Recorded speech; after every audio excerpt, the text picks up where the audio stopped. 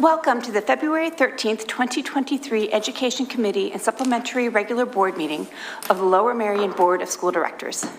The board believes it's in its best interest and the best interest of the students of the district to hear comments from district residents. An opportunity will be given later in the meeting for public comment, both in person and through the chat feature, which will be read by Ms. Buckman. This meeting is being live streamed and video recorded with sound for public broadcast. All participants joining via the webinar will need to use the chat feature, which will be enabled during audience recognition. So welcome everyone, thank you for joining us. Our first on our agenda this evening is several presentations. I'm going to pass it over to Ms. Schaefer to introduce them.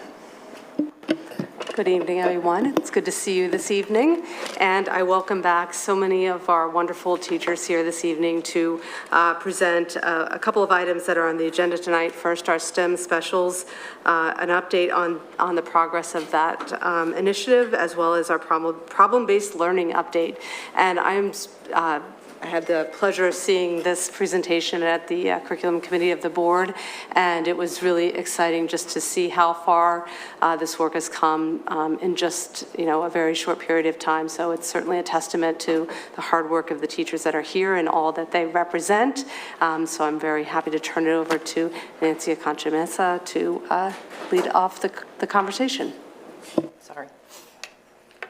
We have doors locked.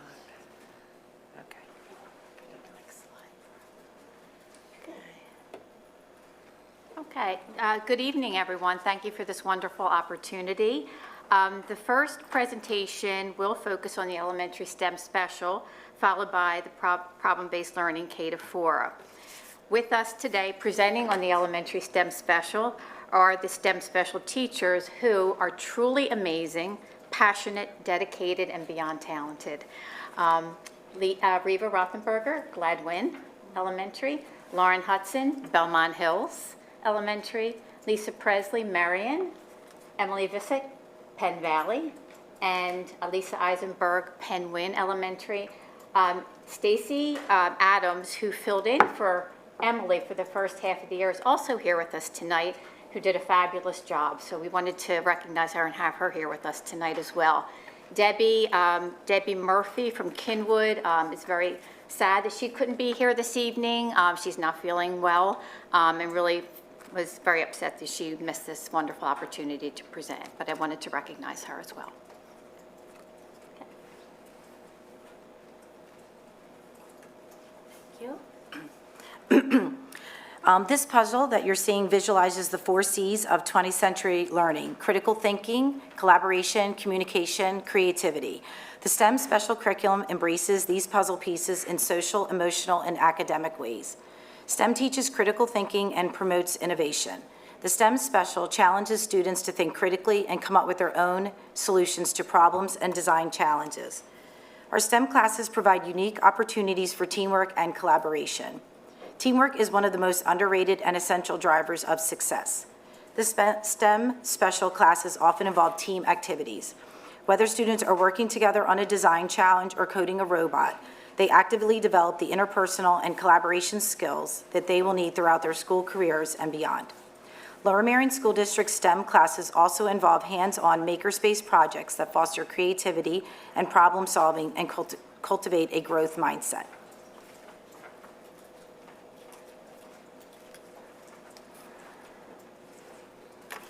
Our STEM lessons encourage crucial SEL skills like persistence, collaboration, critical thinking, creative innovation, and teamwork.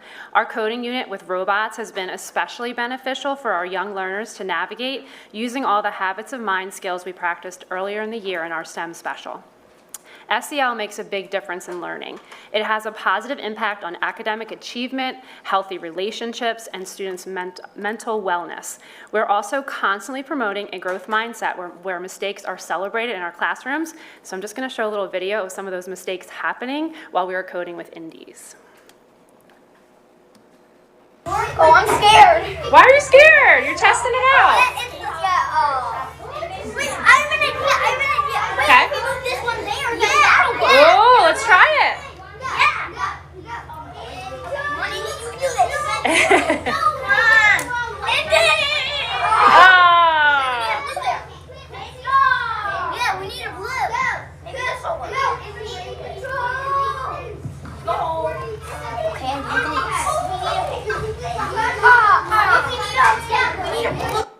So they were trying to make a loop. They never actually accomplished it before I stopped the video.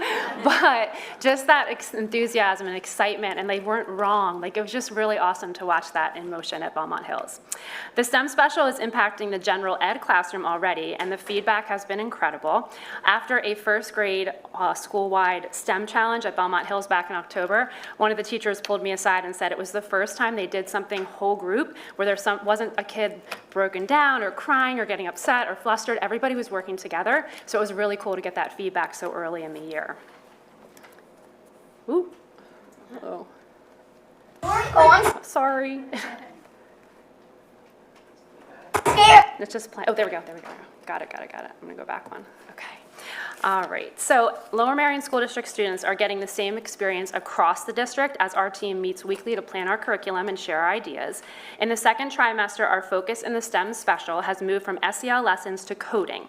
We started in December with Unplugged Coding and the Hour of Code. We also had the opportunity to partner with the MCIU during Computer Science Month. Moving into January, it's been all about coding with robots, and the students are absolutely loving it. Our robot resources range from Codapillars, Bbots, and Sphero Indies for our K-2 students, to Edison, Sphero Minis, and Ozobots, among others, for our 3rd and 4th grade learners. Robots are an incredible physical way for our students to see coding in action, and we've worked on a lot of sequences and loops in our classrooms. We've also been able to collaborate with 4th grade classroom teachers in order to support them with teaching circuits in preparation for the Science PSSA. And our upcoming STEM lessons will also continue to include opportunities for students to be creative in our classrooms, maker spaces, as well as working on design challenges, some of which will involve African American STEM leaders as we celebrate Black History Month.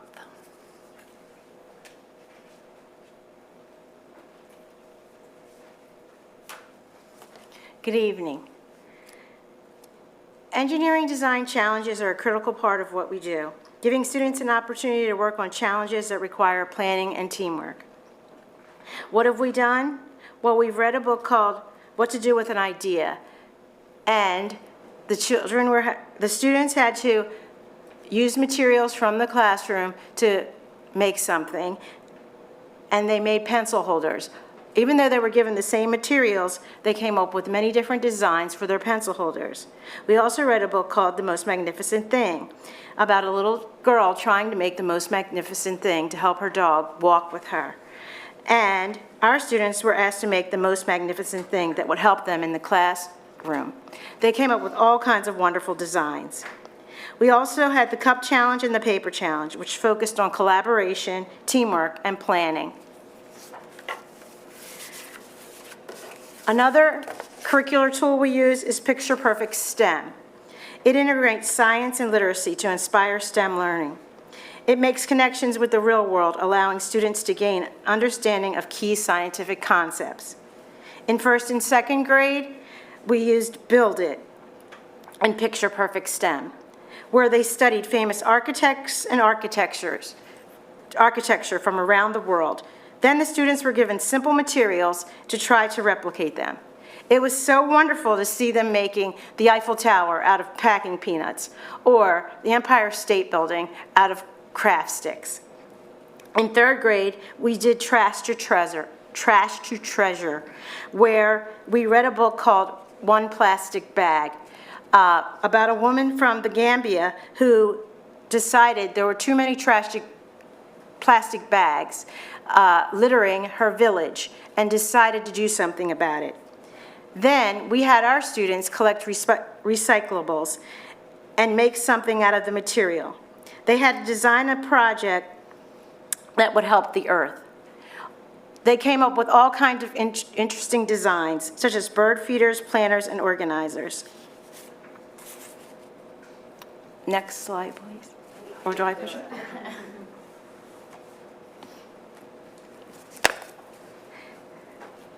All throughout our lessons, we use the engineering design process. It is a series of steps that engineers follow to find a solution to a problem, weaving in the SD standards to empower students to become more creative and use collaboration.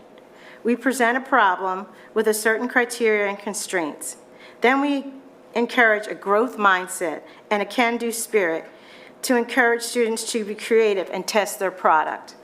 Lastly, we share and reflect as a class.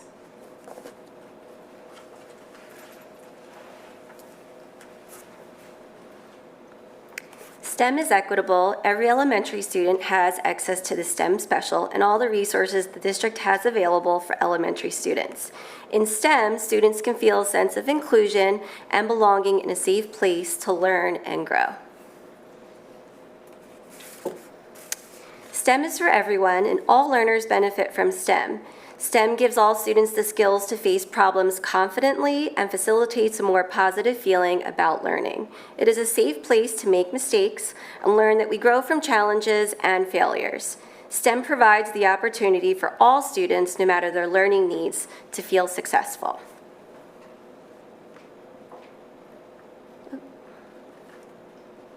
I'm Grant and I'm in 4th grade. What I like best about STEM is that we get to learn lots of things that we usually wouldn't in class. Like, we learn how to code things and how to build things and things that we really need to learn how to do. Hugo, how do you feel about STEM? I think STEM is interesting because when I grow up, STEM will be a lot more complicated. What do you think about STEM? I think it's a creative place where I can let my creativity free and I can create. Awesome. STEM because we can code robots on the computer and we can code robots on the floor. What I think about STEM is that we get to learn about different things and how to program, and because we can learn how to be engineers like other people and build new stuff.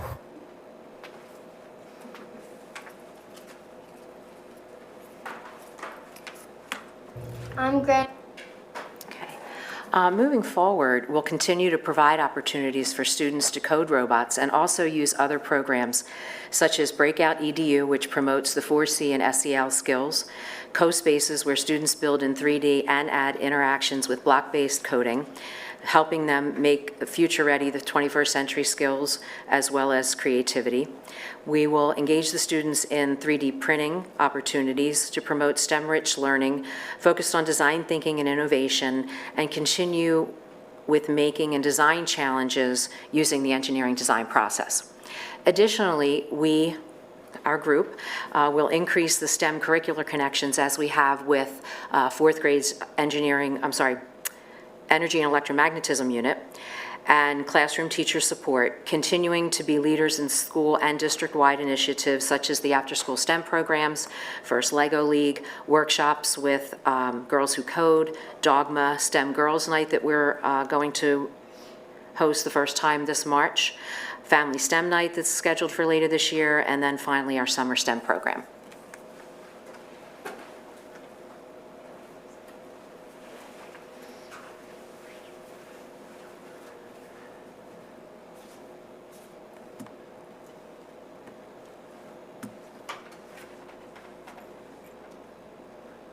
Okay, we would just like to conclude our presentation with this wonderful video made by Lauren.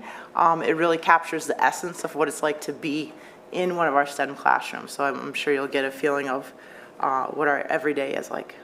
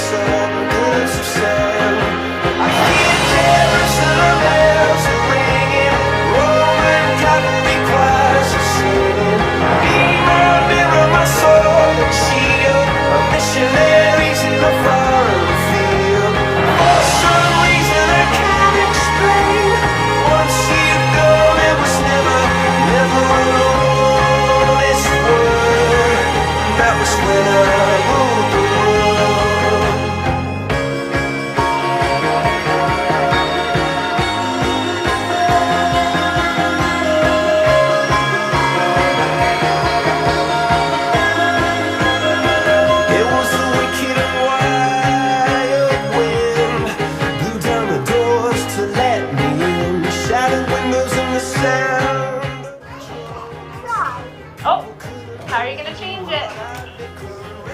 Oh.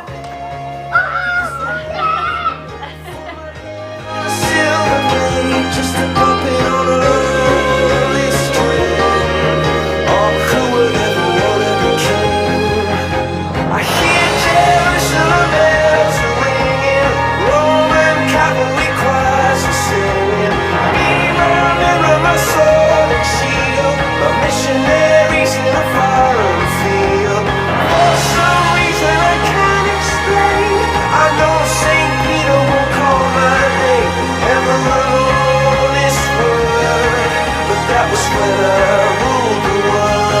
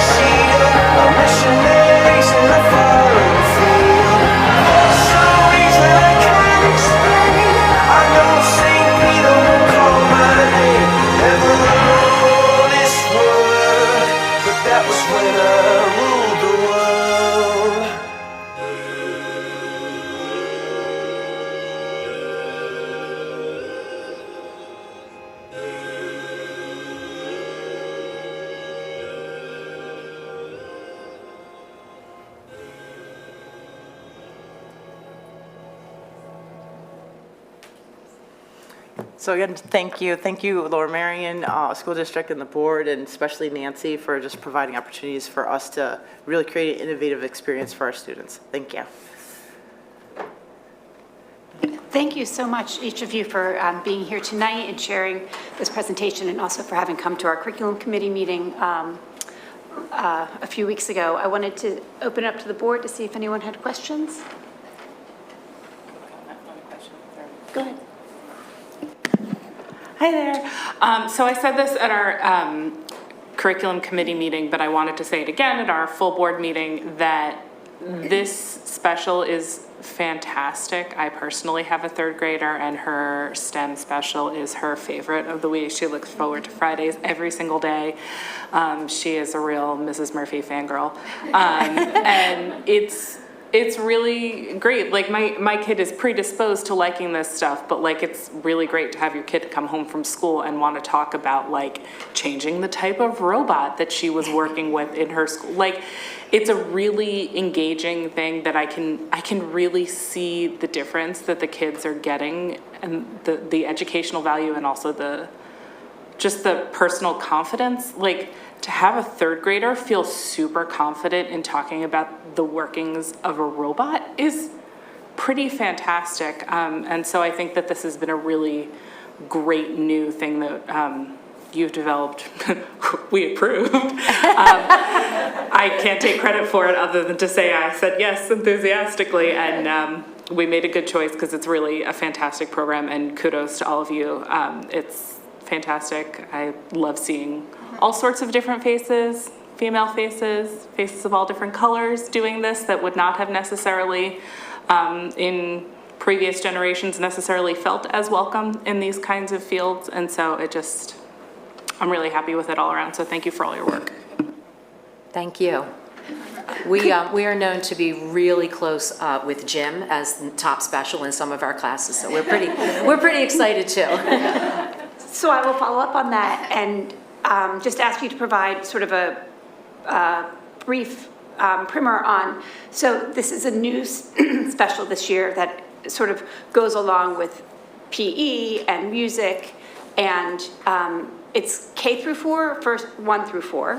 It is K through 4. We do have, in 3 of our schools, we have full day kindergarten, which I'm sure you're aware, but we also have our other teachers that do not service the full day are pushing in, and like once a month or as often as they can getting in, so that the kindergartners are experiencing, and not only that, we're working with our students of all abilities really come to us and see us every week. So it's so powerful and so encouraging to see all of them be successful with this. Mr. Moore? Yeah, and again, more a comment than a question.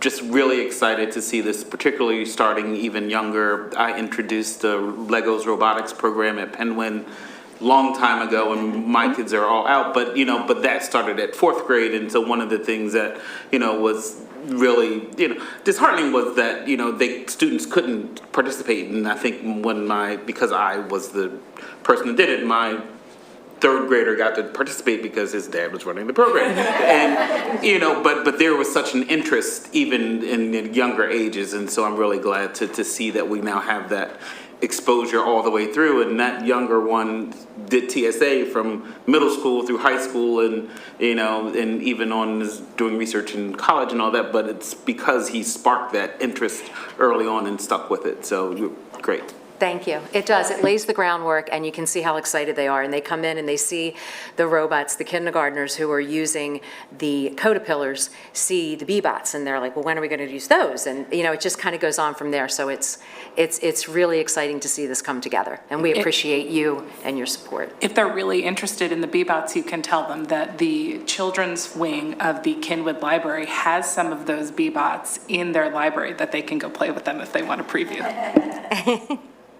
Ms. Garrison? I just wanted to dovetail off of everybody else. I think it's wonderful that you have the program, and I also did a Lego League at Penguin when my child came after Sean, and that was wonderful. But I was curious. I did have one. That was my comment, and great job. You had mentioned that you were doing something with African Americans in STEM, and I was just curious as to what that was or what that is. So right now with our 3rd and 4th graders, we just introduced Ozobots, which is a very tiny little robot that follows color sensors and follows color codes.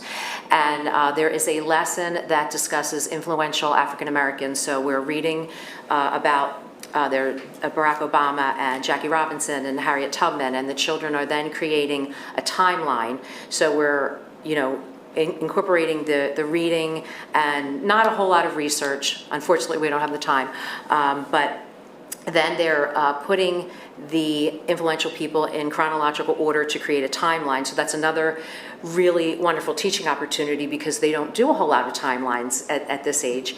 And then we're coding Ozobot to actually travel through time. And so, going up and down. But then in addition, we have a number of design challenges where we are reading books, Counting on Catherine with Katherine Johnson, or Lonnie Anderson, who invented the Super Soaker. So we're reading the books. And he lived in Philadelphia for a while. Exactly, right? And so then the children are actually completing design challenges or, making things. And there's a lot of making, especially with the younger ones. And we have the opportunity to have them make with physical materials or an example today, I was having my children actually built a podium for Martin Luther King Jr., and that was the activity that we were working on. So the 2nd graders use manipulatives, they use tape and paper and straws. The 1st graders, it was easier for them to use their Lego and their Duplo and the Kiva planks that we have to build that, and they're getting that experience both sides. That's wonderful. And I just want to plug the Franklin Institute because we have Derek Pitts, I have to say it, who is the chief astronomer, and he's been there for like over 30 years, so. And he's alive. Just say, okay.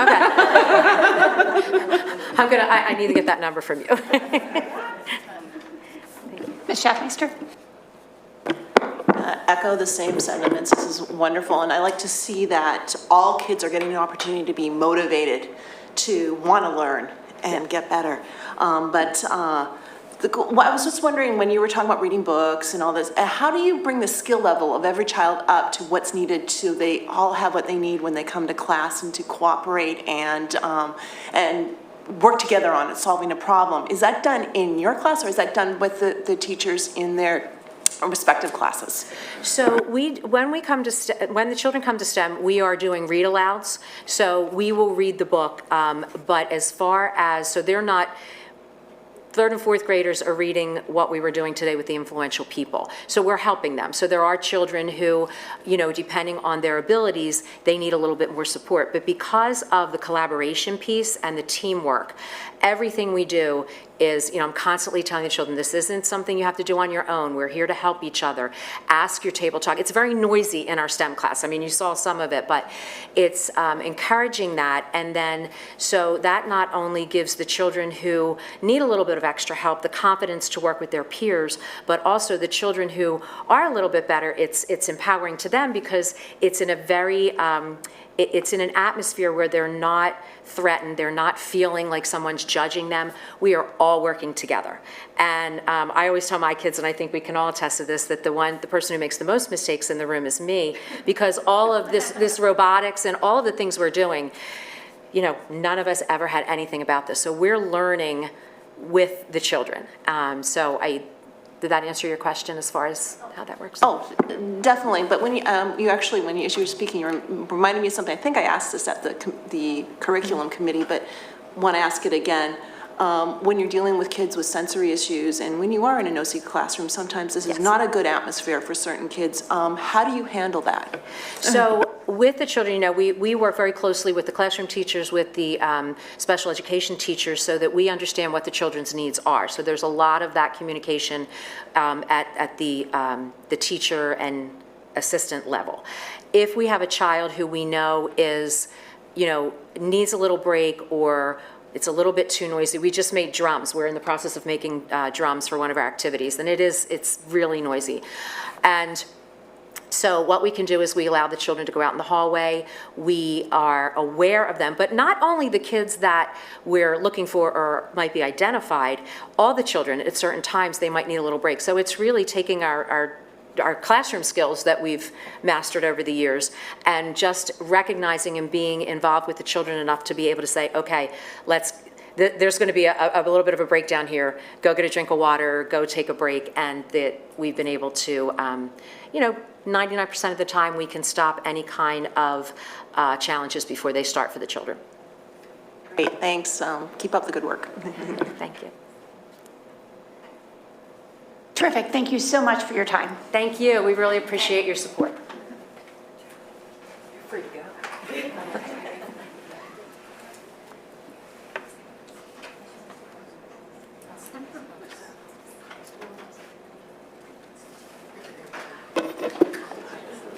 I think we're going to transition right into the problem-based learning presentation. Whenever you're ready.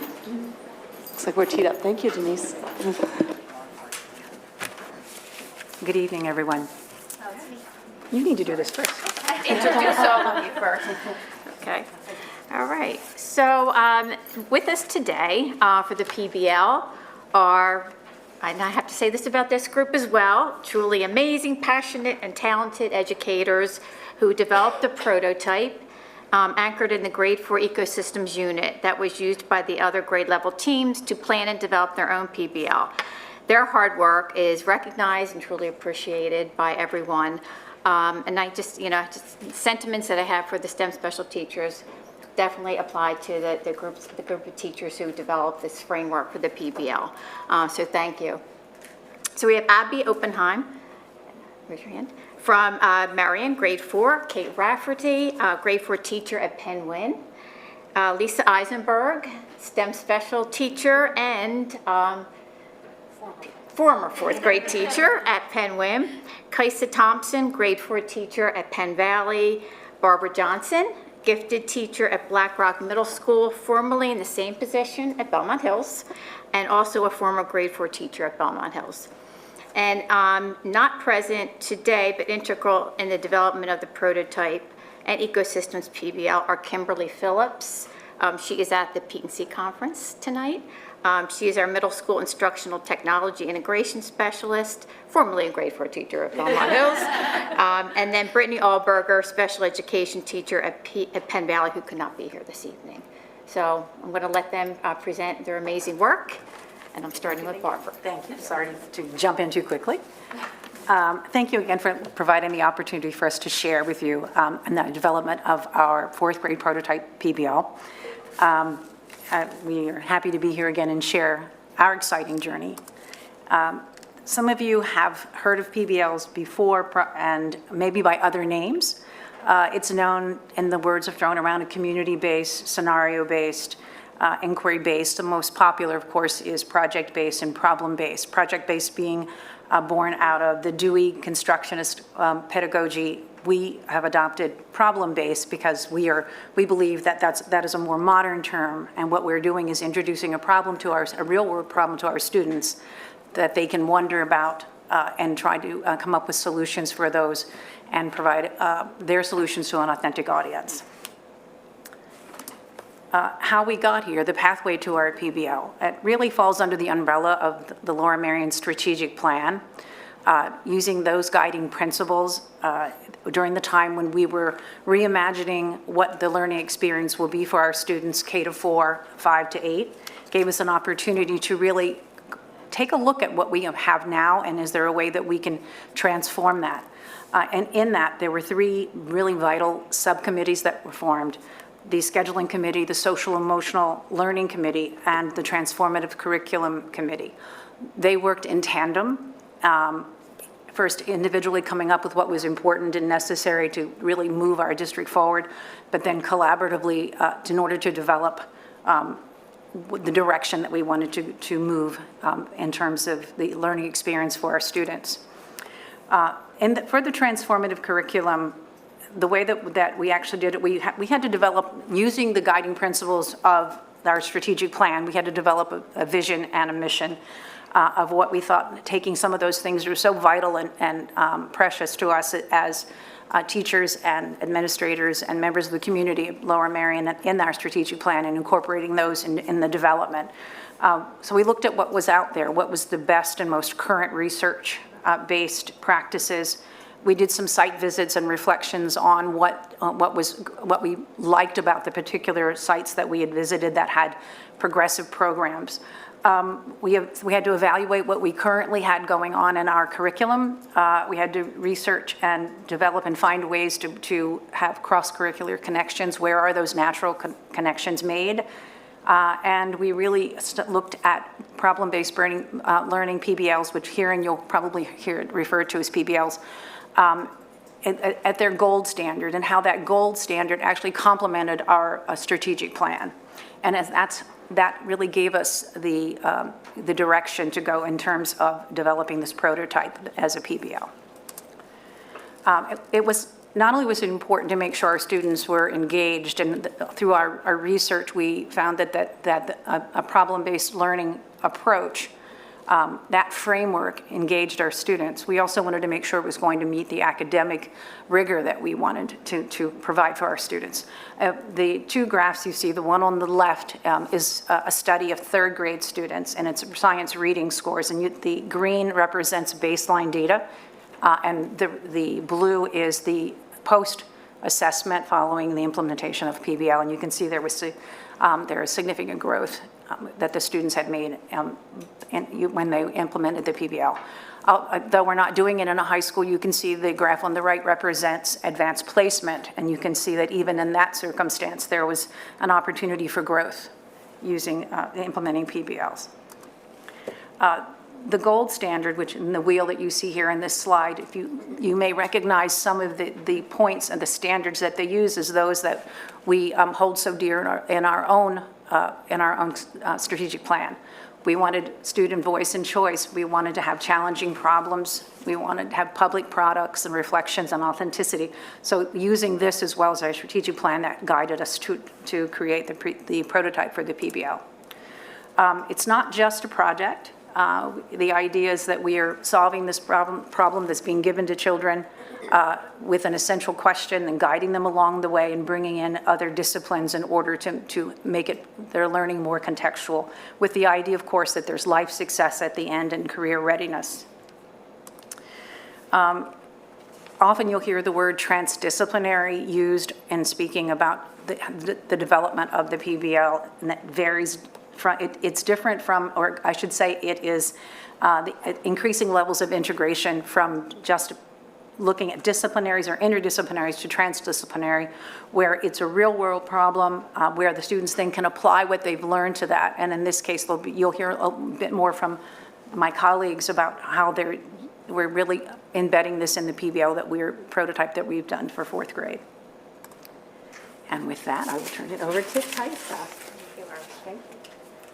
Thank you again for welcoming us this evening. So on this slide, you'll see that when we went about after our 2 years of working in the K-4 committees and identified the PBLs as a learning modality that we could incorporate into the reimagined K-4 Lower Merion experience, is that we wanted to leverage units that are already in existence, that teachers have familiarity, and build from that. So when we were developing our prototypes, we identified in each grade a science unit that already is happening, whether it was a FOSS kit. Here in 4th grade, we're using one of our STC science kits, and then building from there. So you can see on this list, each grade has identified a different science unit. You'll see in the younger grades, right now we're in a piloting and implementation plan of next year, but in grades 3 and 4, we're living and breathing it right now here in trimester 2. You'll see in a few slides when a few other teachers come up and present, you'll see a highlight of the ecosystems in 4th grade. So this is really what grounded each of the PBL assignments that the students were doing. So in our development of the prototype, we wanted to come up with a framework that would carry us through the entire K-4 experience, that any time a student was approaching a PBL, they saw the same sequence. So this was the process and the framework that we identified, that Kim Phillips found from a workshop she had attended, that we used as our framework to guide all of our PBL. So you'll see it goes through 4 phases. We have the entry event, research and exploration, create, and share. So I'm going to talk a little bit about what happens in each one of those component parts. But we wanted to develop a framework that really allowed our students, year 1, they're seeing this for the first time, but we're hoping to build that capacity that our kindergartners, our 1st graders, when they hear PBL, when they get to us in 4th grade, they're like, oh, we know this. We're going to have that entry event. We're going to have that research. We're going to have it create and share, that it just becomes integrated. And I likened it to when we started our Habits of Mind work a few years ago.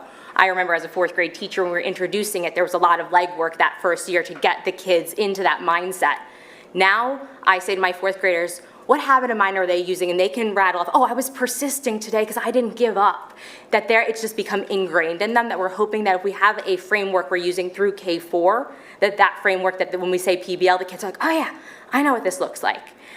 So the first part is that entry event, and this is really what's hooking them in, giving them the why behind the problem that they're going to be attacking. And you can see from this slide, we're looking at low tech and high tech.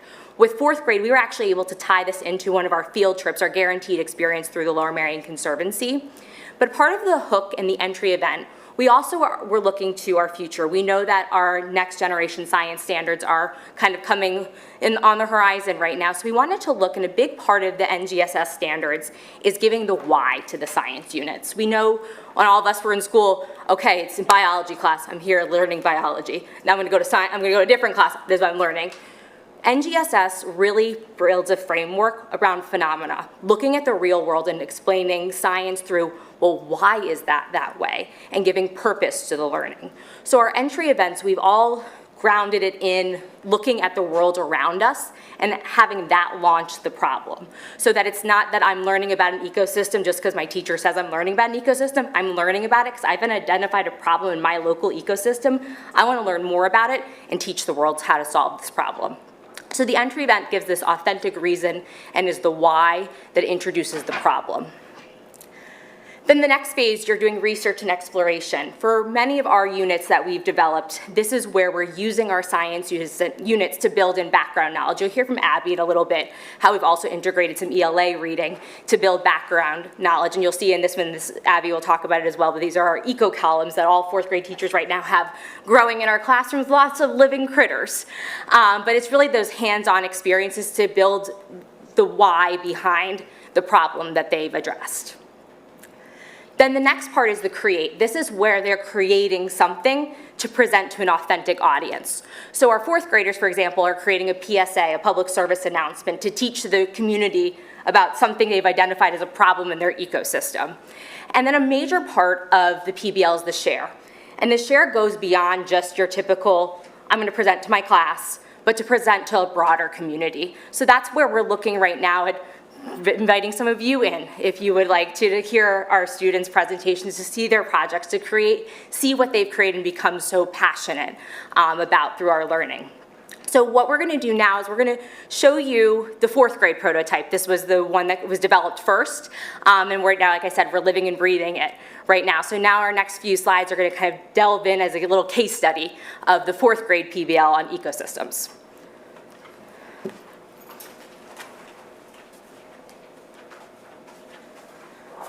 So what you have here is a page from our current science curriculum. It is what we use for our ecosystems unit, and that was our starting place for this PBL because of the just natural connections that were there already that we could build upon. From there, we looked for those other opportunities. We were moving into our nonfiction informational unit, so there were opportunities to read passages that supported our ecosystems unit while still working on those ELA skills as well. We worked with our librarians. In math class, we were, in math and the ecosystems unit, we were collecting data, measuring, problem solving, analyzing the data as well. And we were also working with the STEM specialists. They're supporting us in STEM class, as well as providing enrichment opportunities, extensions that students can do that go along with the PBL. And then also our social emotional learning standards that we're working on, where we're giving kids the time to practice. We're modeling for them those skills that they need to be doing the problem solving, the group work as well. We're using morning meeting time to work on some of those skills, as well as when we're working on when we're building the eco columns and when we are working on the PSA, especially after, and I'll talk actually a little bit more about that on one of the future slides.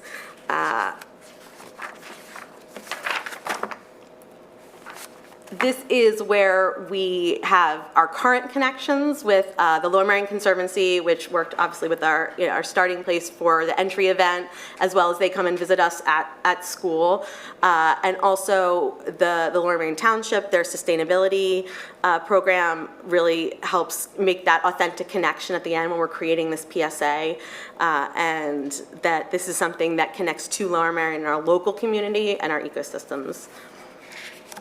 It will also allow for future authentic connections as well when we have either people from the township, the school district, be able to come and listen to the presentations from the students. Right. Social emotional learning was a very big component as we created this PBL, especially after the last few years. There's been a loss of time in terms of group work and problem solving with other students. So that was something we wanted to make sure that there was time built into the schedule to be able to do that. So morning meeting, again, is an opportunity for that, as well as giving students the opportunity to feel supported and work through some of those situations. It's also that time to promote inclusion for the classroom, build a sense of belonging, a sense of classroom community as the students work through this unit together. I have a couple pictures up here of some of the students working through some of the different activities that we did in the beginning of this unit, where they were learning what type of group member they were and what happens when you are in a group with other students that are the same type of group member you are, or is it better to have all the different types? For instance, if you look at the posters, the acting group, those are the kids that just like to get started right away. And you can see they crossed off all of their answers because they just got started right away and didn't read through all the instructions. So there's those opportunities for the kids to practice and kind of work through some of the real life situations that they're going to come across to get more out of the group work opportunities and problem solving.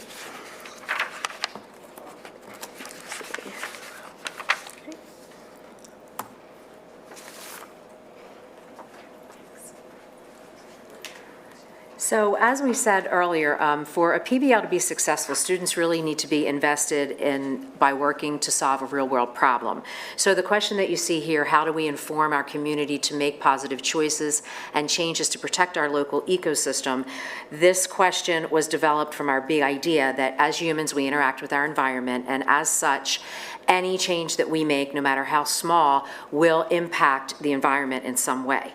So that is really the overarching theme of the PBL, to answer this question through our public service announcement.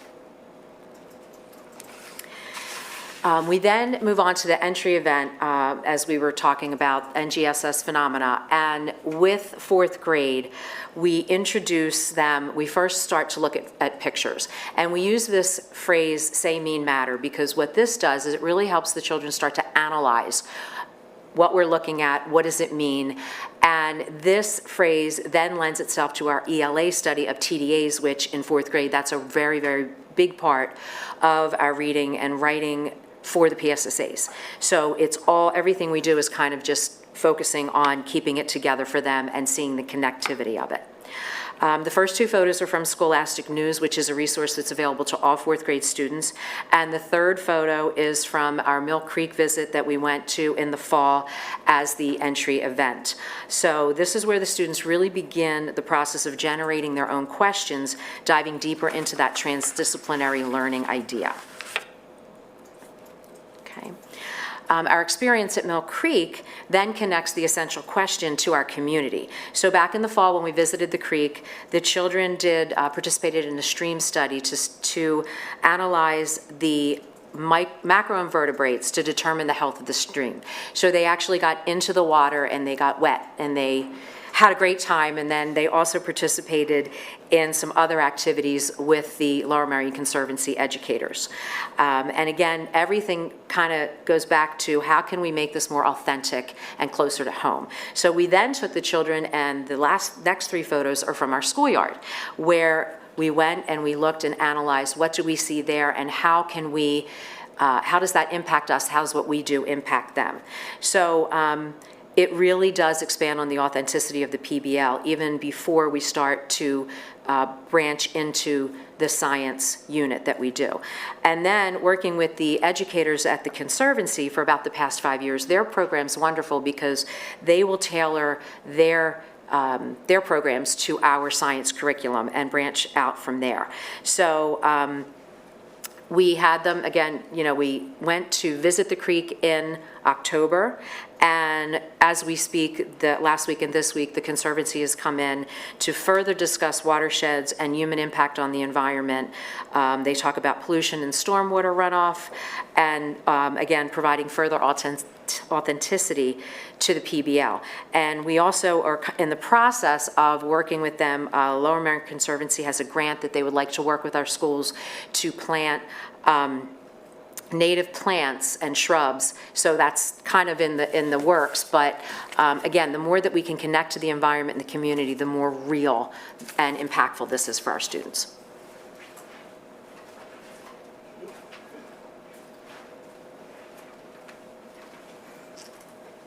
So the next phase is our research and exploration, and I didn't bring fish with me today. The other day I had fish. They're all still living. Fish are good, snails are good, crickets not so much. I was very concerned about Tiny. Tiny made it. Tiny made it? Tiny's good. But so that picture is actually from my windowsill. Those are our current eco columns. They're doing okay, but this is our research and exploration phase. They get to plant the plants. They have to get the vegetation to grow before we can add the crickets. And then we create the aquarium, let the water sit, talk about why the water is sitting. They add the snails, they add the fish. There's some water plants in there that feed the fish. The students have learned through this phase that the water plants didn't last as long, so we were brainstorming ways to feed the fish in order to keep our eco column healthy. Apparently cat food, dog food, any of those things they found could feed these little mosquito fish.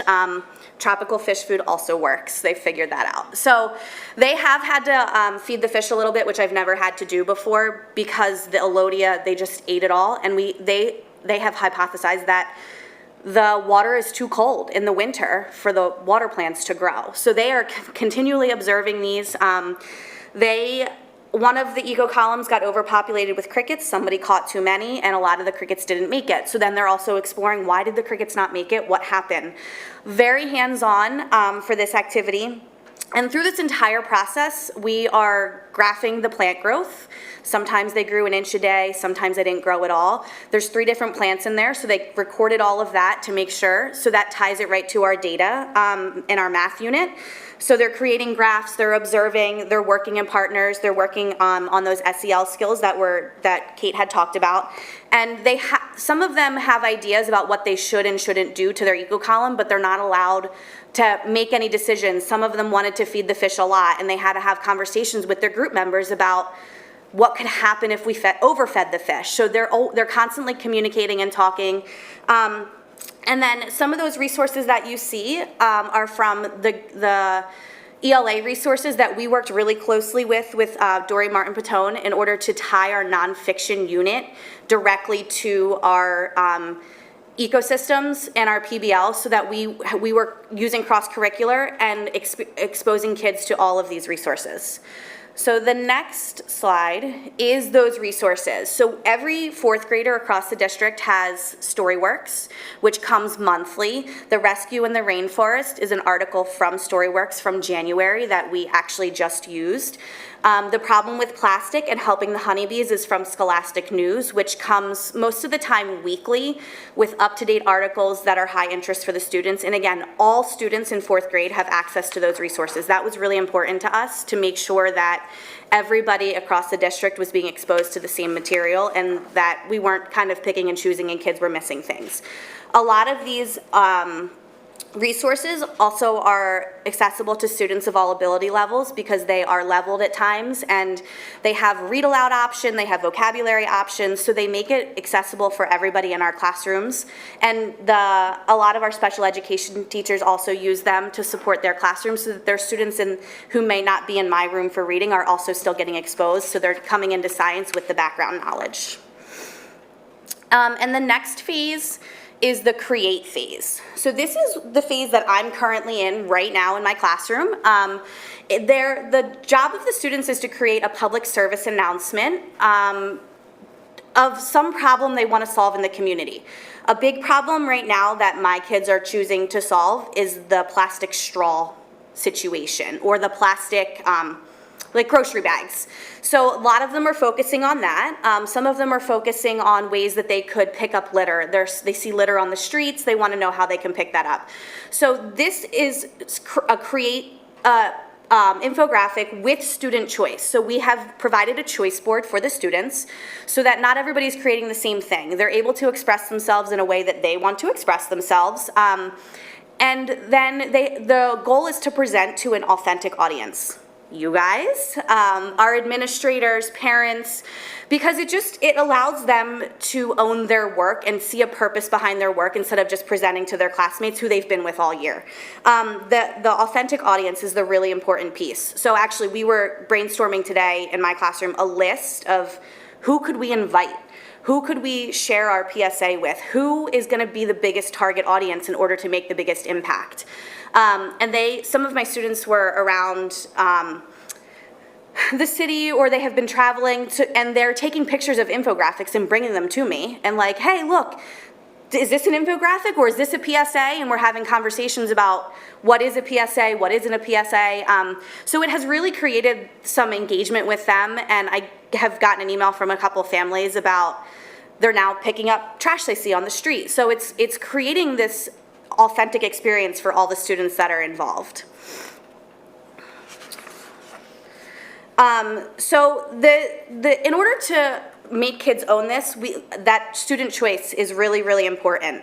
It really helps them step away from sometimes the Google Slides, because that's where they're stuck a lot, is Google Slides.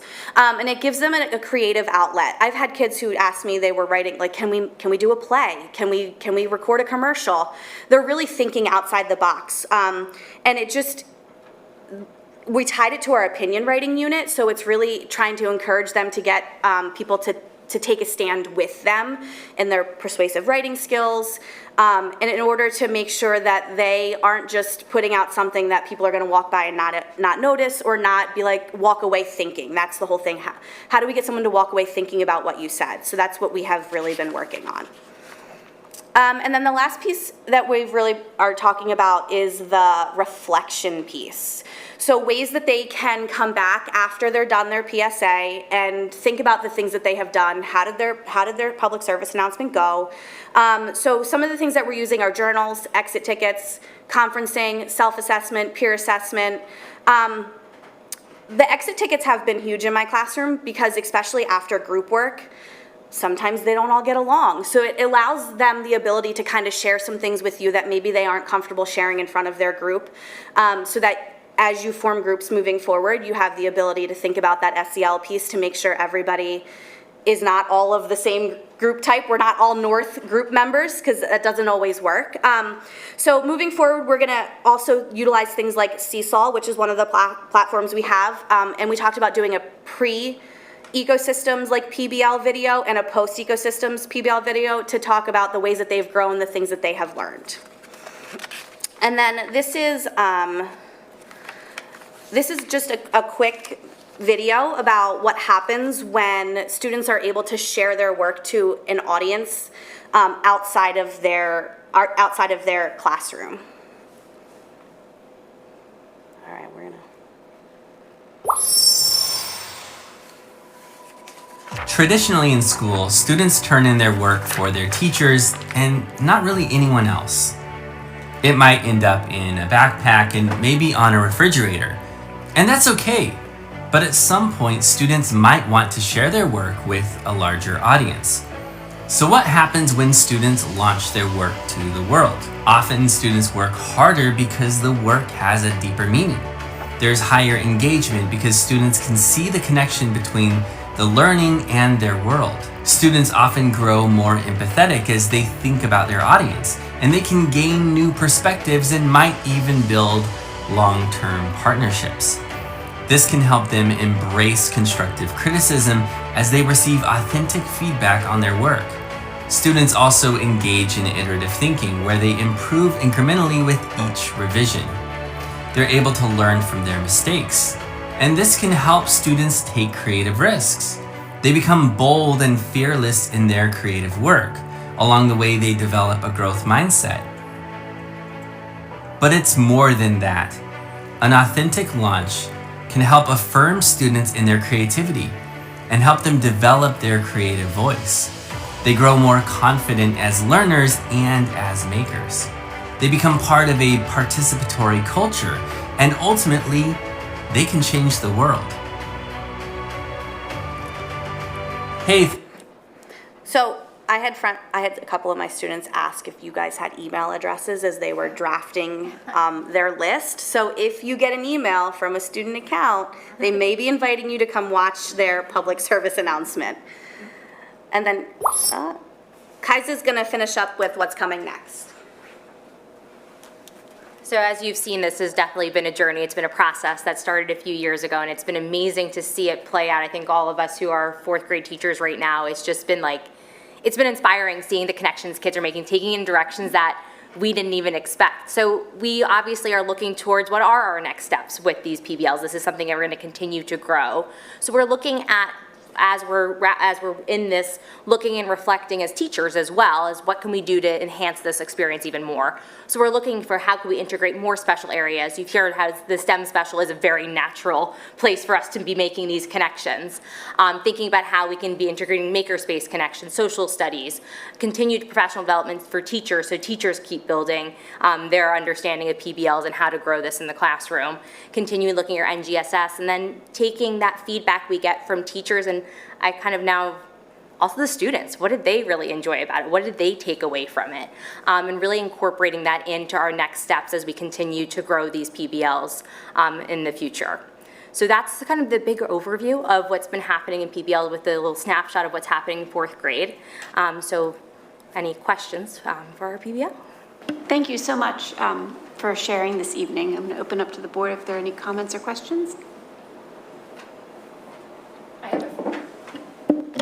I have a few. Thanks. This is fantastic.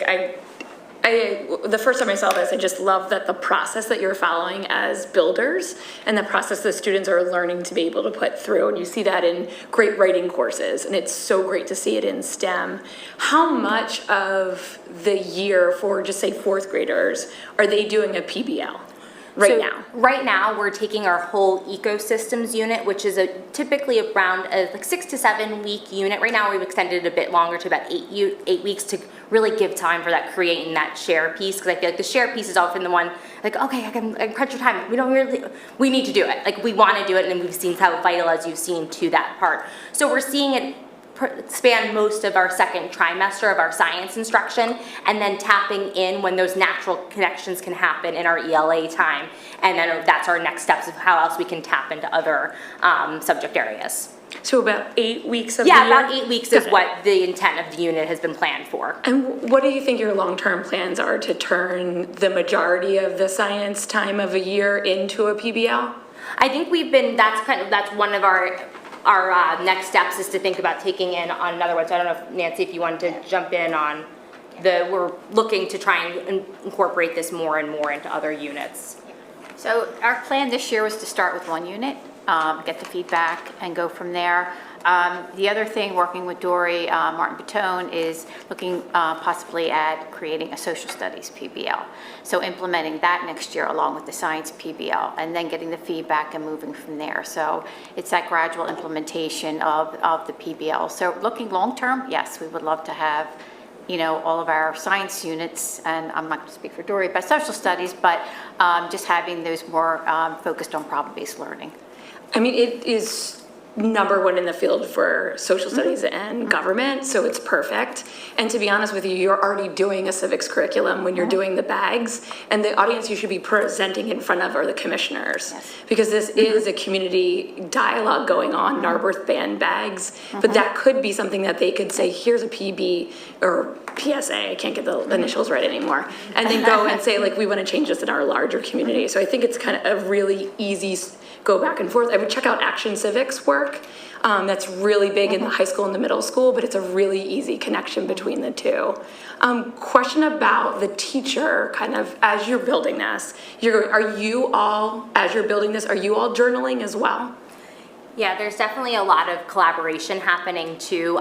So we've this core group where we span several buildings, so it's really nice because we've been checking into how are things going with this part of the unit. Well, the kids have taken that. I was actually just talking with Kate, what spawned an idea in my class. We have a whole wall right now of problems, and the kids are now identifying that, and we've been doing a lot of collaboration across buildings. We also have some intentional time on our professional development days. We've already had some opportunities to come together as grades to share out, here's the big picture, and then we plan after we implement this, we're going to be surveying I keep highlighting fourth grade just because many of us are with the fourth grade prototype, that we plan to implement to get some feedback and keep working and keeping building it. So teacher voice is a huge part of this, and collaboration and continued discussion of what's working, what's been really amazing about the PBL, and that's something we learned in our own professional development we had during the K-4 committee time, was that PBLs, it's not something you can plan everything out. And that's what's really fun about it, but that's also what makes it a challenging shift to be doing in your teaching, is that things change based on the kids in front of you and what gets them hooked onto things. So like Abby shared her amazing example of how her kids started hypothesizing, well, why is the Elodia not growing as well? Because right now my Elodia at Penn Valley is thriving. So it's like, what's happening? There's a lot of really natural things that are happening. So that teacher voice is a huge part of this as well, and how we can support teachers in implementing these PBLs effectively. Fantastic. And there are so many resources in our community. Like I was thinking, Riverbend is fantastic for this kind of work. But there's every park in our community has this great piece. Refugia is another one that's a local-based company that is all local indigenous plants. Okay. And I would reach out to them and see if they would come speak about it. But it did make me wonder when I was looking, I think it's like slide 22, with all the kids, and they're looking at the river and then they're looking at the playground. Are they starting to notice the human impact on the land? Okay, because there's like one bug on a kid's hand, and then the other spot there, yeah. No, it has been really cool to see, like, the kids now, like my kids have, like, they roll their eyes and they're like, oh, humans again. Like, there they go again, ruining this. So they keep hearing, like, the big, like, we have our problems wall, but, like, the big problem is humans. But also then flipping that, because part of our essential question is not just the negative, but what's the positive change we can do to support our community to make positive change? That we can ban the plastic, the reusable plastics, is going to make a significant impact on the larger ecosystem around us. It might not affect my day-to-day, but it's going to affect a larger grand scale. And that's also what's great about the PBL is that it extends their learning beyond just the classroom. It extends it and gives them real world context to why they're learning, which is really the core of those NGSS standards, is giving that why that drives their learning. And again, perfect right back to a civics class, because when you're doing the water, they're doing a water survey right now of all the waterways in Lower Merion to talk about water runoff, and then that goes into zoning. So that's so perfect for them to cross streams. And we have our third grade is actually, they're doing a water PBL right now. So third grade is actually, so much of this also too has naturally tied into, so the third grade PBL is all on water, and their final product, they're looking at how to create water filters. So they're learning about different filtration methods and testing that out and creating that and using their STEM knowledge that they're learning about the engineering design process and incorporating that into their PBL learning. So we're really trying to find those like natural connections that really enhance the learning. It's great. Last presentation in this one, it's the creativity that you're spawning is fantastic. Thank you all. I was just going to follow up on when you had mentioned that Narberth had done, so Lower Merion Township is in the process of, like, they've started to discuss this, and coincidentally, the one of the township commissioners also happens to be a Penn Valley parent, so that might be a good connection to make. Noted. Ms. Garrison? I just wanted to add a comment for a potential class trip to Waterworks. That third grade. Oh, that's third grade. Okay. You guys are reading our minds. Yes, it's third grade's guaranteed experience is the Waterworks. Their entry event was Waterworks. So you nailed. Yeah. We battled. Okay, Schuylkill Environmental Center? There's another. Not yet. We will go on whichever field trips you will.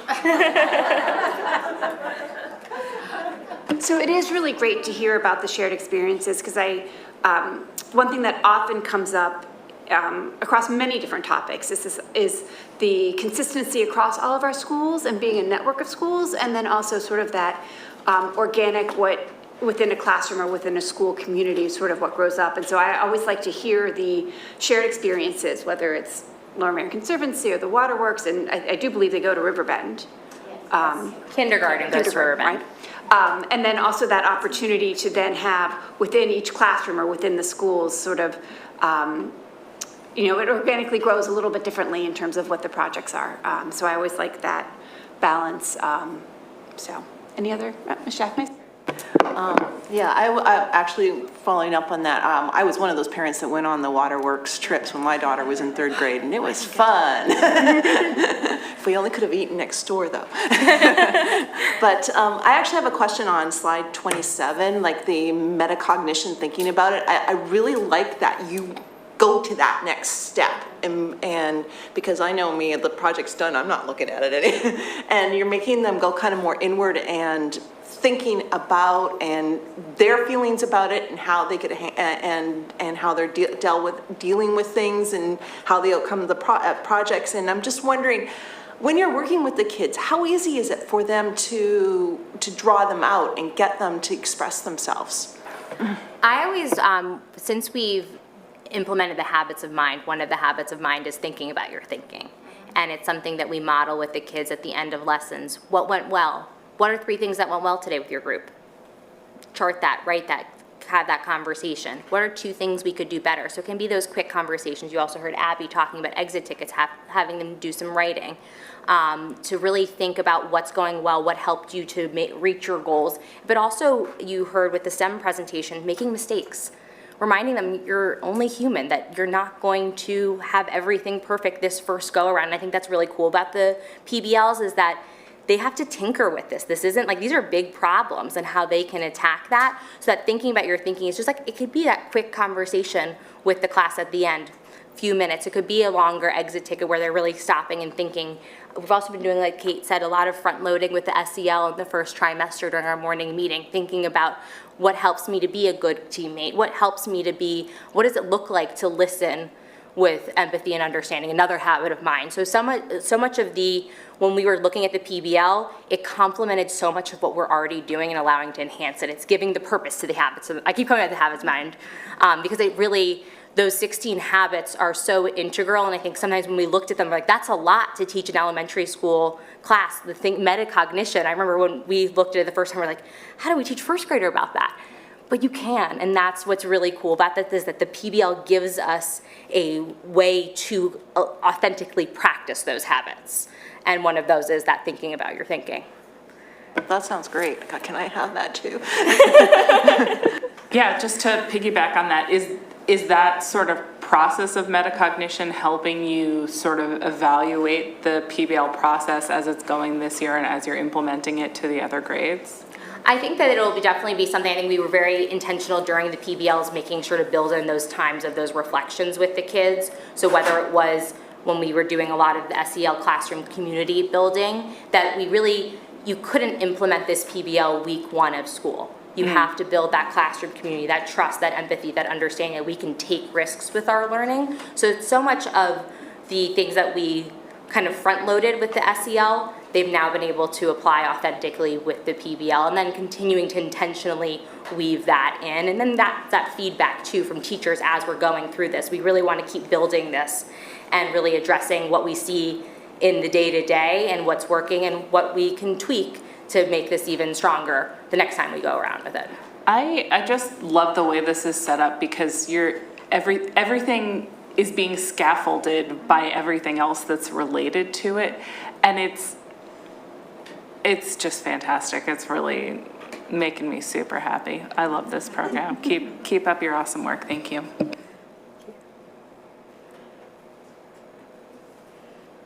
Great. Well, thank you so much for your time this evening. We really appreciate it. Thank you so much again for the opportunity. So moving on our agenda, we have no additional agenda items to add. So we will move to audience recognition. At this time, Ms. Lopera will open the chat feature, and you will see a 10-minute timer appear on your screen if you're at home. Oh, she's going to do it in 1 second. As soon as it opens, you'll be able to submit your comments and or questions via the chat feature. Please be sure to begin with your full name and where you reside within the district in order for your comment to be shared. That is true for both in-person and online comments. Ms. Lopera, do we have any in-person comments for tonight's meeting? Well, Mr. Willis was here, but he left. So we have Lauren Kleinman, and then Lisa Prosnitz and Ruth Jenkin.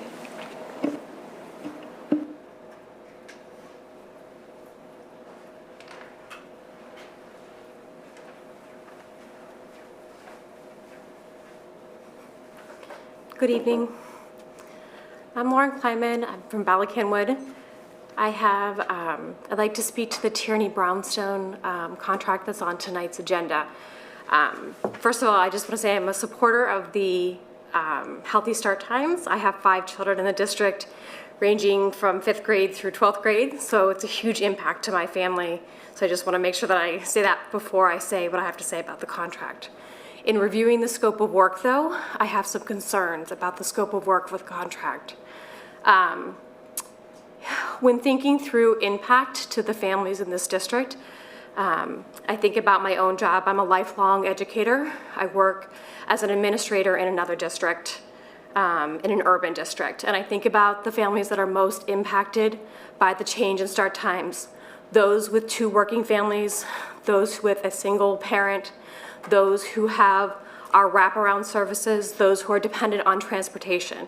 And when I'm looking at that contract, they are planning on surveying parents who after school, those at pickup and at delivery, and that's a bias survey method. And so I'm very concerned about how we're planning on collecting that information and whether we're hearing from the parents who are going to be impacted the most by the change in start times. And so I just asking that the board reconsider that method of collecting data so that we are looking at our families that are most impacted and that we're making sure we're hearing from those families. So that's what I'm asking tonight, is that you reconsider that information and that scope of work and how we collect that information. Thank you. Thank you for your question. I think the scope that you read was part of what they're engaging, or what we're engaging them for, and it's because I kind of got hung up on the word survey a little bit, and their design is, as one aspect of gathering feedback, is to be present. And so it's going to be part of our guidance to them to say where to go and when. One example that they've used in the past that they shared with us and included as an example is to be at pickup and drop off as one place where they could collect feedback. We are also launching a survey that will go to everyone as well. So everyone will have that opportunity to answer a survey, and we're making sure that in each place that we gather feedback, there's a similar prompt or similar prompts, so we're able to use that information in a coherent way in framing what the concerns are, what the challenges are, what people like, what people don't like. So that is one place that we will be gathering feedback, but we will be doing focus groups as well, and also looking at other opportunities to be present where families are, and they gave some other examples of that. So it's our job internally is to point them in the direction where they're most likely to find people that may choose not to take an online survey, but may be willing to engage in a conversation just like at drop-off. So I appreciate the question, but I would emphasize that that's part of the puzzle, and there are many other opportunities to gather feedback as well. Thank you. As I was going through the calendar to identify, at the end of each meeting, I say, here's some events that are coming up. And one I thought that I had is that there are events at schools, like in the evenings, whether it's a carnival or it's the Welsh Valley Play or, LM Players. So that could be other opportunities to have sort of that in-person connect with families that might not be, because I think that you're exactly right. In our district where many students take buses, that might not be the best or the only way to connect with, because that would be a very specific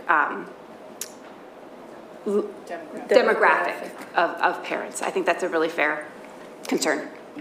Perfect. Thank you. Lisa Prosnitz.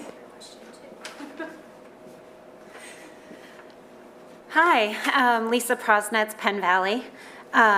Here tonight to thank you all for helping to continue to push forward on implementing healthy school start times for the fall of 2023. Standing on the shoulders of many parents who have been talking about this since 1999. I looked at the proposals briefly today that are being voted on tonight and do have some other questions in addition to the one that was just presented, but I'll leave that one out. One is how the data will be, how you'll be using the data collected, if it's going to be used to figure out the best way to implement in 2023, or if it's more of a way to say yes or no on the implementation. Sorry, I can't even read my own handwriting. Will the work help ensure that we are doing what needs to be done to have healthy start times voted in? I guess that was kind of a add-on to the other question. Another question is, we have that Sleep at Lmsd email that's been out for a while. I know you guys have been getting a lot of emails. I'm just hoping that we're kind of building on that. I assume we are, but just keeping that out there. My other question is what we are doing about education before surveys. We have a wealth of speakers in our community.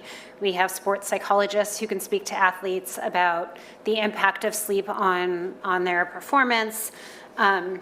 We have sleep physicians who can speak with families, parents, students, staff about biology and sleep needs. We also have connections to national speakers like Dr. Wendy Troxel, who gave the TED Talk, Dr. Judy Owens, who wrote the American Academy of Pediatrics paper, and Lisa Lewis, who recently has published a book and has a new one coming out shortly as well. And so I just really want to urge the education piece. I know that all of us have been talking about this for so long, but there are a lot of parents, especially with younger students, who really don't understand the science and what's happening. Last point is that there is a lot of information that already exists on the Start School Later website. They're a tremendous resource. They also do offer consulting services at a very reasonable, probably too reasonable a rate. They're incredible team. So there are a lot of fact sheets there, and I'm hoping that the ones that we create will leverage their data and also will include all the critical information that could be used to educate the community. So that's just a tremendous resource. And that's it. Thank you. Thank you, Ms. Brosnitz.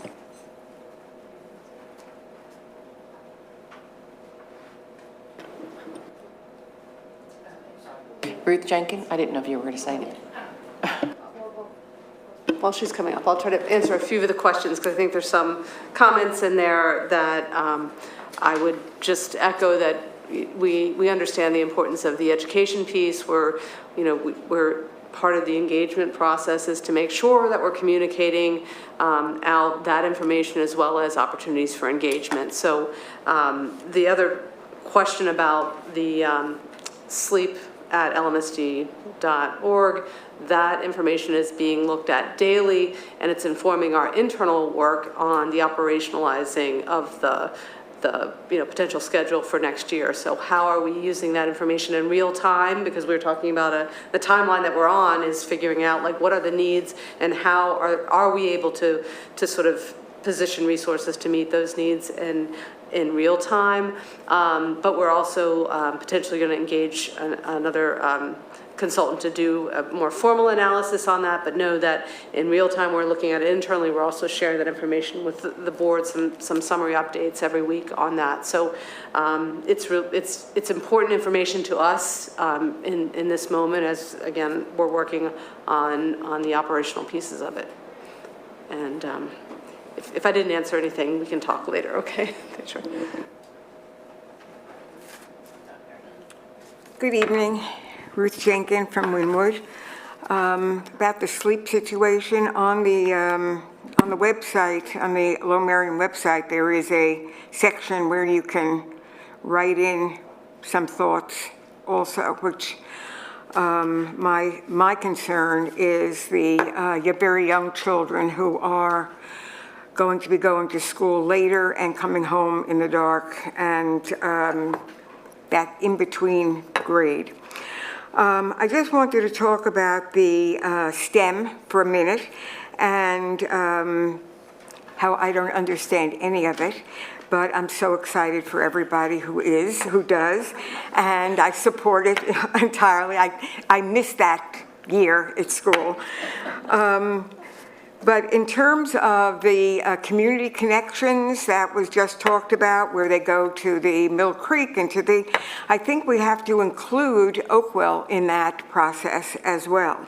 And the community, as far as the students are concerned, we can see that it's been very successful because the high school students are very vocal and supportive of leaving Oakwell as a natural habitat. Also concerned about the lights on Arnold Field, which also destroys a natural habitat with migration and the night sky. The other thing is the why, and I think that the why needs to be part of every classroom. If you don't know why you're doing this, or why you're reading it, or why you're studying it, then it doesn't have any meaning at all. As far as the STEM was concerned, I wanted to mention that Sean's son got an award, a robotics award, when he was in high school. Is that correct? Okay, so I remember that. The other thing was the full-day kindergarten. And, I see the same people doing everything. I see the same people on the diversity task. I see this. It's too much. Last meeting, I there were so many people here, and I was the last speaker. I really didn't have time to talk about the fact that you really are working way too hard and that you need support people, you need experts. You can't be an expert in everything. And I think you need a kindergarten expert, somebody who can focus on getting the buildings ready, knowing where the walls need to be changed, knowing how to find, and I already did find, a building that can be converted into an overflow building. So I want you to think about not having to do everything, but to find people who can support you. Thank you. Thank you, Ms. Jenkins. That's all the in-person comments. Ms. Buckman, can you please read any public comments that were submitted via the chat feature? Sure. The first comment is from Abby Rubin of Bala-Cynwyd. She says, in reviewing the proposed contract for approval, it looks like you will be spending $141,000 to hire a PR firm until April to field parent-resident feedback for healthy start times. This use of precious money at a time with so many other priorities, including hiring more bus drivers and making full-day kindergarten happen in 2024, seems like a poor use of funds. Please consider tapping into existing staff to field these emails. Also, limiting the number of respondents in these focus groups to less than 50 people each does a disservice to the families and residents who want their voices heard. Thank you. The next comment is from Dina Yaski of Wynwood. I am concerned with the district's proposed budget item to hire a private PR firm for $141,000 to handle communications and listen to community feedback regarding school start times. The community is greatly invested in the school start time issue and deserves to be heard by the district and board members directly, not through a paid third party who plans to restrict opportunities for representation and community voice by capping participant numbers. The district has its own department that should be capable of handling community engagement that is already funded through taxpayer dollars. Spending $500 an hour on an outsider whose job is to make the community feel heard can be seen as patronizing and a large waste of funds that could be better spent raising driver salaries yet again to help reduce run times or supplementing the very real financial burden elementary families will be facing in increased morning child care with the 9:20 a.m. start time. The next comment is from Kate Legge of Wynwood. I want to make a comment about the school start times and the money you have budgeted for the contract for the third party. This doesn't seem to be money well spent. It does not seem like you are educating parents on why the science says to put the middle school even earlier and the elementary school even later. Further, it doesn't seem like you are open to any change from the proposal despite not sharing the science behind your proposed change. To me, the contract seems like it is just rubber stamping what you have already decided. The next comment is from Sarah Thomas of Wynwood. I am writing to urge the board to seek more information prior to voting on the action item for Tierney-Brownstone agreement on the agenda tonight. This agreement is for an outside PR firm to create and disseminate information regarding school start times on behalf of the district. The district has a community relations department which should be responsible for communications regarding start times. The $141,000 price tag for this agreement does not seem to be a good use of district resources. Also concerning is the limit on participants for the Brownstone sessions, 40 participants for virtual sessions and 30 participants for in-person sessions. Why have a cap on virtual sessions? She continues, finally, I am very concerned about the following statement from the scope of work. Brownstone will facilitate each session, but encourages at least 2 board members to be present for each session so that attendees truly feel that they are being heard. So does the district actually want to listen to feedback, or do they just want residents to feel heard while an agreement has essentially already been made? The next comment is from Jill Altschuler of Marion Station. The work on social emotional learning in the elementary schools that we heard about tonight is truly amazing and essential. Are there any measurements being taken so there's actual data on the effectiveness of the SEL aspect of the STEM and PBL? I'm sure there is, but having actual data is an important way to show that something is working or not. Also, how is this type of SEL continuing in the middle schools and high schools so that the students can continue to build on all of the soft skills the students have learned as they transition into older grades? The next comment is from Kathy Jordan of Narberth. I would like to encourage the board to modify the scope of work for the Tierney proposal, specifically to use only methods that will be equally open to all parents. I would encourage you to have the DEI director look at the survey methods from an equity perspective. Furthermore, the comment in the scope of work about mock Q&A sessions should also be held so that leaders are well prepared to deliver the key messages under all circumstances does lead to the impression that parents are being managed and should not accept to receive genuine responses to their heartfelt concerns. That seems to be a poor use of taxpayer funds, given that the district already has a PR professional on staff. I think this work could be accomplished with a smaller, more fiscally responsible contract. And that is the end of the comments in the chat. Thank you, Ms. Buckman. On the one, just struck me on the one comment around the social and emotional learning, tomorrow morning is an ISC hot top specifically on the district's work around social and emotional learning. So I just thought I would add that plug. I was just going to address some of the comments around Brownstone and Tierney. First of all, Amy, I think you're getting a lot of positive accolades. So I just wanted to point that out, which is lovely and well-deserved.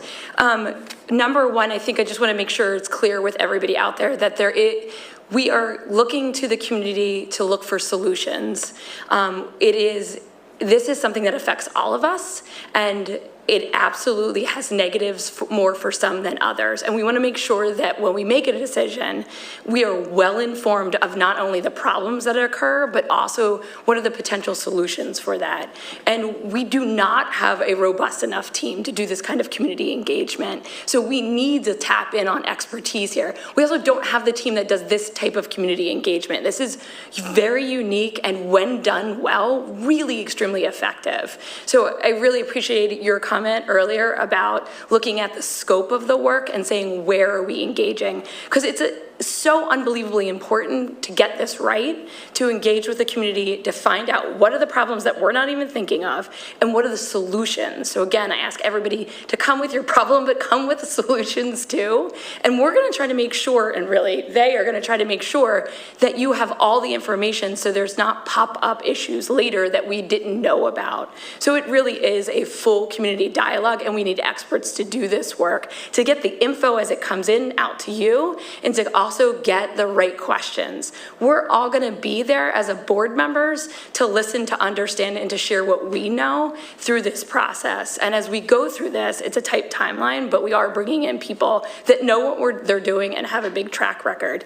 And we're looking at lots of different ways. So we're looking at how do we survey? How do we survey parents at every single level? Are we getting enough information through those surveys? What are we doing with the online comments? How are we coding them and organizing them to put weight behind them? How are we engaging in the community at pickup and drop off? But also, how are we engaging the community, not in focus groups, but in conversational listening sessions? What are the issues? And then how do we build from there? And what more information do we need around that? So a democratic deliberation process in understanding and building through. So there's lots of different types of ways to engage with this, but there is not any one of us has a dead answer and is not going to change if we get information back and it says we need to move in this direction or that direction. We want to move forward because this is the health of our children, but we want to make sure that all of our children are taken care of. And that means all of our parents and all of our bus drivers. So we're also going to be talking to the school staff, the teachers, as well as the kids, because guess what? They should have a voice in this as well. So that's a lot, but I hope it's helpful. Anything you would add? You? No, I think that was well said, and I think that's our goal as well, is to, provide the information to the board that they need to make an informed decision about what we can do, what are the constraints that we have, and certainly listening to the voices that you talked about is really critical to making sure that we're doing our best to try to address the challenges regardless of what direction we head, but certainly want to be prepared for whatever that direction is. So thank you. And I just wanted to say that no money that we might spend or not tonight would preclude our hiring of more bus drivers. Our search for bus drivers is ongoing and it's serious. And if that is really a concern of those in the community, I urge you to send anybody who might be interested in driving a bus for our district. We're a really great place to work, and we have just increased our salaries and bonuses for our bus drivers. You can head to the Lmsd website, and we would love to hear from you, and we would love to hire more bus drivers if you are available and willing and want to work for us. Great. Excuse me. Okay, thank you. Thank you for everyone who commented. We're going to move on to the next part of our agenda. We're going to do each of these individually. Mr. Orlando, would you please read the first one? Sure. The administration recommends the Board of School Directors approve the attached agreement with Tierney Communication and Brownstone Statement of Work for support surrounding the school start time proposal. Thank you, Mr. Orlando. I had written up a little summary to share, but I think that Dr. Sotner did a much better description of the importance and why we feel it's important to get the support to do this right. May I ask a quick question about it? I was looking through and I saw that they had ambassadors is what they called them, so folks that are going to go and run those surveys at places like pick up and drop off or at community events at the grocery store, wherever they're going. Is that included in the flat fee, or is that included in the additional out-of-pocket costs that they laid out as a possibility? That's within the scope. Okay, thank you so much. Any other thoughts, comments? Do I have a motion to proceed? To approve, sorry. So moved. Do I have a second? Second. All in favor? Aye. Any opposed? Opposed. Any abstentions? Motion passes. Mr. Orlando, will you read the second one, please? The Board of School Directors recommends the approval of the attached agreement with Hazard Young and Attia Associates for the recruitment of a new superintendent. Thank you. So I wanted to take a moment now and share briefly where we are with our search for a successive superintendent of schools. We have much work going on at the board level with everything going on with school start times, but we are moving forward on our superintendent search. So to assist and counsel the board through this process, we're again retaining the services of Hazard Young and Attia and Associates, HYA. It's a consulting firm that specializes in assisting school boards in identifying, recruiting executive-level educational leaders. This is the firm that we used, that we worked with in 2021 to hire Dr. Mameen. So as we did with our search in 2021, we will be working with HYA to identify opportunities, additional opportunities for community engagement in developing a leadership profile and selection criteria that match the priorities of our community and that meet sort of the unique needs of our students. And to complement this work, I'm going to speak to the third vote that we'll be taking. We are also would like to engage, work with Offer, which is a leading talent broker firm that helps organizations hire the best executives for their culture, context, and community. So we're going to engage Offer to assess LMSD's current culture and climate before completing job descriptions, and we'll be able to use that information in conjunction with working with HYA during our executive search. This talent and culture audit is an opportunity for us to pause and sort of learn more about the cultural conditions and context of the district to set current stakeholders and the new hire up for success, that we want to make sure that, that we move forward in a positive manner. So first, do we have a motion to approve the HYA contract? So moved. Do we have a second? Second. All in favor? Aye. Any opposed? Any abstentions? The motion passes. Mr. Orlando, can you read the third The one? Board of School Directors recommends to approve the offer agreement for talent and cultural audit as described in the attached agreement. Thank you, Mr. Orlando. Does any have comments or questions? I should have asked that before. I just wanted to say that I have a little concern about, while we're spending all of this money, about spending over $50,000 on a culture audit when we have just been through a superintendent search and we will just go through another superintendent search. And it seems like we're spending a lot of money on a lot of surveys. And so I just have concerns about the necessity of adding yet another community survey on top of what we've done here. To be clear, this is not a community survey. It's, there'll be, It's an organizational sort of review or audit, so very different than a survey. You want me to jump in? So had you been on the presentation, she went in depth about the methods in which they engage with the entire district and our central admin team, as well as board and community members, to give us recommendations about where we have strengths and where we have areas of growth that next sets up the superintendent and subsequent administrative team members, as well as leaders in all of our systems in the district, in alignment with our commitment to anti-racism and equity. And that's in the form of recommendations and best practices. Any other comments? Thank you. Do I have a motion to approve? So moved. Do I have a second? Second. All in favor? Aye. Any opposed? Nay. Any abstentions? Motion passes. So thank you all.